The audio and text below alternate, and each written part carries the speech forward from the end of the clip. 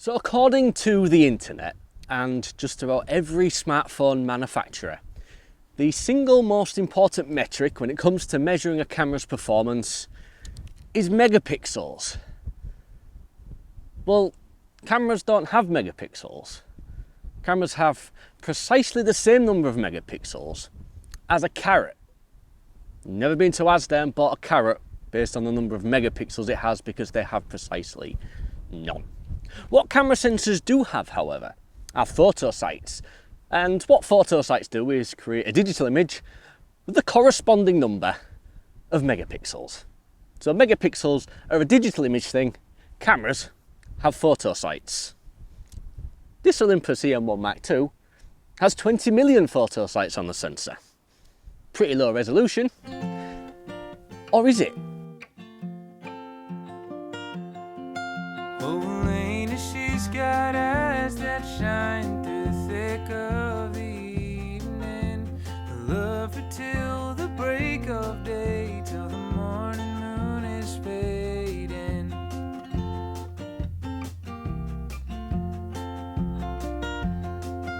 Now the delta sun is on the rise. So the clever people over at Olympus, or OM Systems as it now is, devised a method of moving the sensor using the image stabilization motors inside of this thing, and they move them 1 pixel to the left, 1 pixel to the right, up and down, and half a pixel diagonally, and you end up getting a high resolution image stitched together from 8 separate photographs. And that is the mode that we're going to be playing with today. So we're going to be using high-res shot, and we're just going to see if high-res shot lives up to the hype. So when you use high-res on this, you can get up to 3 images. Mine will give me 2 because I'm not shooting JPEG, I'm shooting RAW only. So, funny story, I forgot to check that my camera was shooting RAW. And in fact, all of the photographs that I took were JPEGs. Now, despite that, a couple of the photographs actually turned out really quite nice, which we'll see a little bit later on in the video, but I wanted to get this out there now before we dive into the bones of it, just in the interest of sort of clarity and fairness.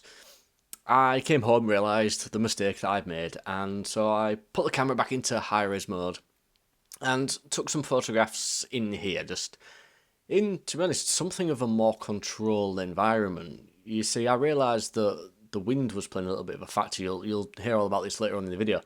So I thought if we do it in a bit of a controlled environment in here, we eliminate that variable and we really get to see how this high-res shot works out.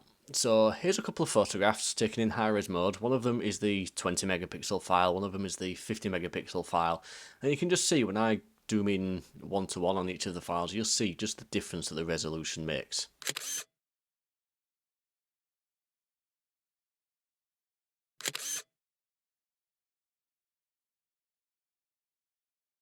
So with that being said and done, I hope you enjoy the rest of the video, and please just take it for what it is. So, thank you. You end up with the original 20.4 megapixel file and the 80 megapixel file, and if you're shooting JPEG, you'll also get an 80 megapixel JPEG as well, but it's only the RAW files that we're going to be concerned with today. So I'm going to take a couple of photographs, and I'm going to go home and have a look on the computer, and I'll show you them side by side, and we'll just see if the 80 megapixel file has more resolution and more detail than the 20 megapixel file.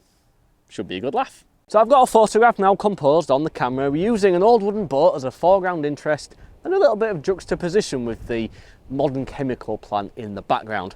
Now I just need to give myself a little bit of a correction from my last little bit of video. The only settings I can find on this camera are 25 megapixel and 50 megapixel high-res shots. I did read on the internet that the spec sheet does say it's got 80 megapixels. So if anybody in the comment section can point me in the right direction where to find the 80 megapixel setting on the Olympus E-M1 Mark II, please leave a comment. As far as I can see, I can just see 50, so I just need to correct myself a little bit.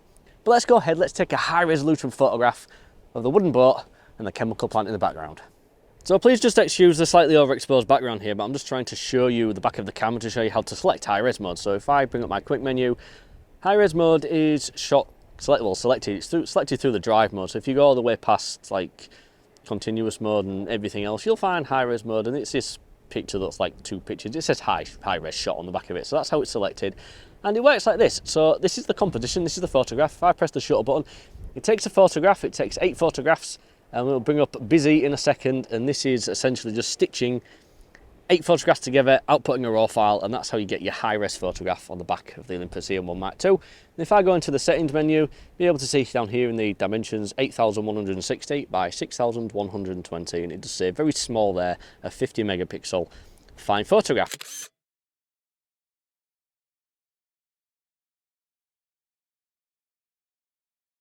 So there we go, there was the first high-res shot mode photo that I've actually taken with this camera. I took one photo with an old Olympus E-M5 Mark II that also featured the high-res mode.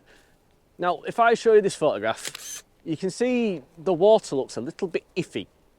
And there's a reason why I've chose to stay away from water today, is because the stitching with the movement, it didn't work all that well. And that's kind of one of the reasons why I've opted to not use this high-res mode on my Olympus E-M1 Mark II, because I shoot a lot of coastal stuff, so the movement in the waves and the stitching and everything, it looks a little bit iffy, and you probably have to spend a little bit of time smoothing things out. And I'm a little bit of a lazy editor, and so you can see where we're going with this. I thought that photo worked out pretty well with the cooling tower in the background, or the chimney with the smoke coming out of it. I didn't see too much in the way of iffy stitching, so I'm wondering if the software, the hardware, the changes between the two cameras, I wonder if they've ironed some of the kinks out that was on the E-M5 Mark II, and the E-M1 might be a little bit better for things with movement. But anyway, there's no water around here, so we can't really test that. So I'm just going to walk around this track a little bit further, and we're going to take another photograph of the wooden boat. It's a favourite little spot of mine. I've taken a photograph here a couple of different times of day, times of year, different styles of cameras, but I've never taken a high resolution photograph of it. Now, the E-M1 Mark II apparently has a 50 megapixel high-res mode. Now, if you want to put that into comparison with some newer modern cameras, the Canon R5 and the Nikon Z7 both feature 45 megapixel sensors. So you're getting more resolution from a micro four thirds camera than some very expensive modern full frame mirrorless. Now, them two systems, I'm not sure if they've implemented a high-res mode. They may have done, they may not have done. I'm not overly familiar with either of the camera models, if I'm being perfectly honest. But just to put a comparison out there, the Olympus E-M1 Mark II, high-res shot, more resolution than very expensive modern full frame mirrorless cameras. And I'm almost at my new spot. Sweet. Now, as with all things cameras, there are trade-offs, and this mode, there is no exception.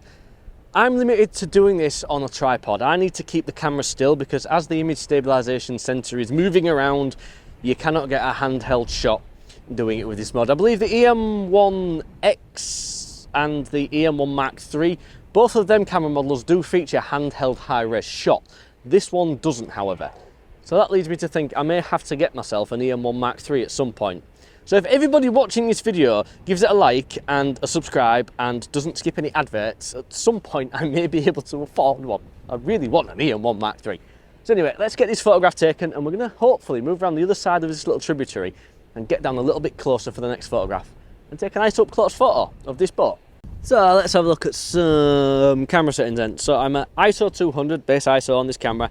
f5.6, which will give me roughly the full frame equivalent depth of field as a full frame camera, is f11, and a 2,500th of a second. And there's actually some quite nice texture in the sky, and there's a little bit of a blue gap. So let's take this photograph before that little blue gap disappears. So it's doing the same thing as before. It's taken one photograph, and then the sensor's shifting all over.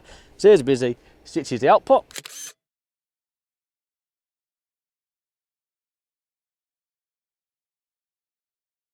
So many years ago, before I was a world famous YouTube celebrity, like and subscribe, I managed to find my way down to this wooden boat. And I seem to remember it may have been a little bit sketchy and a little bit squelchy. It's been a few years since I've been down to it, and I'm really kind of hoping I can remember how to do it.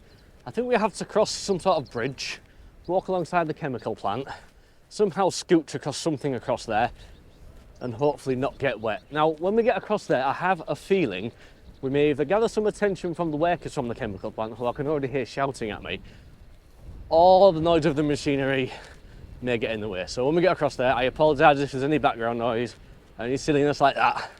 Now let's go. Let's see if we can take this photograph, because it's been many years and I've misplaced the files. And I really want to photograph the boat up close.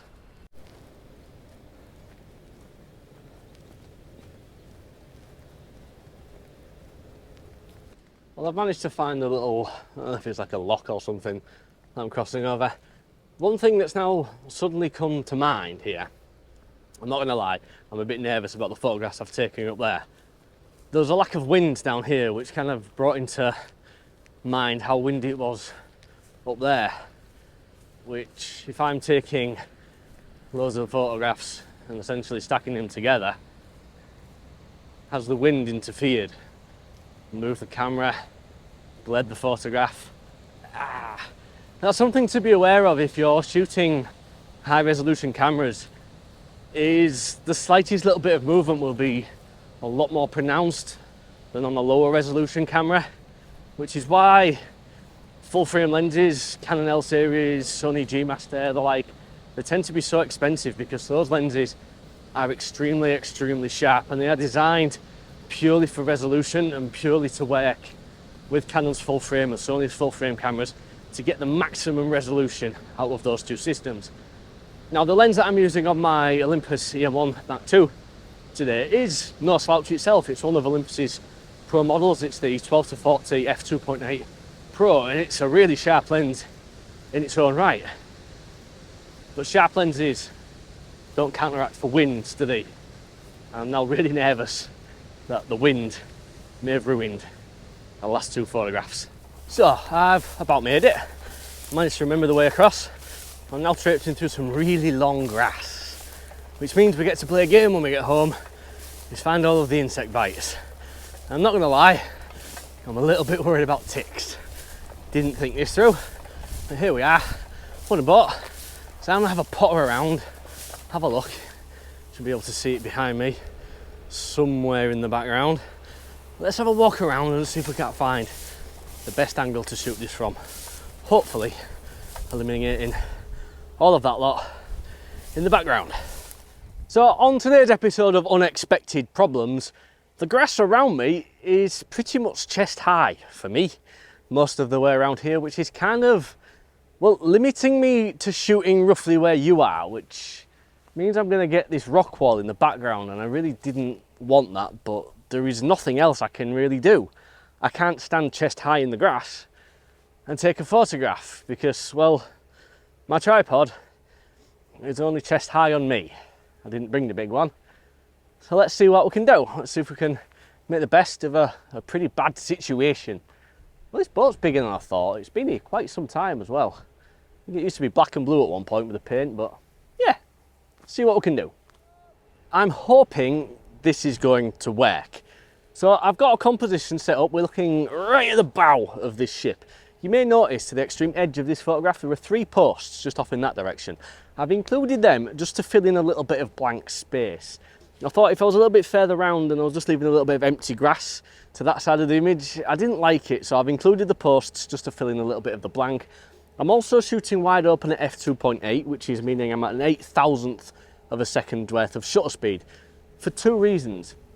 One, I'm hoping shooting a little bit wider will give a little bit of blur to the background just to kind of fade off the rock wall that I didn't want in the image.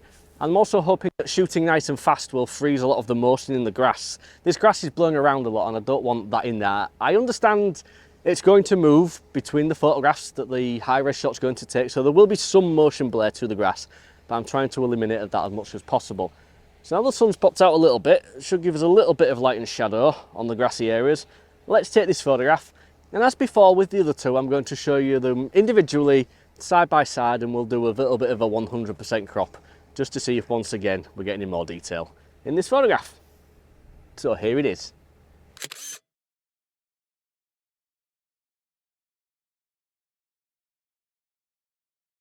So thank you very much for watching today's video around the high-res mode on my Olympus E-M1 Mark II. Now, I understand there will be those of you who live around this area and will probably want to know how to get to this boat. Salt End is directly behind you.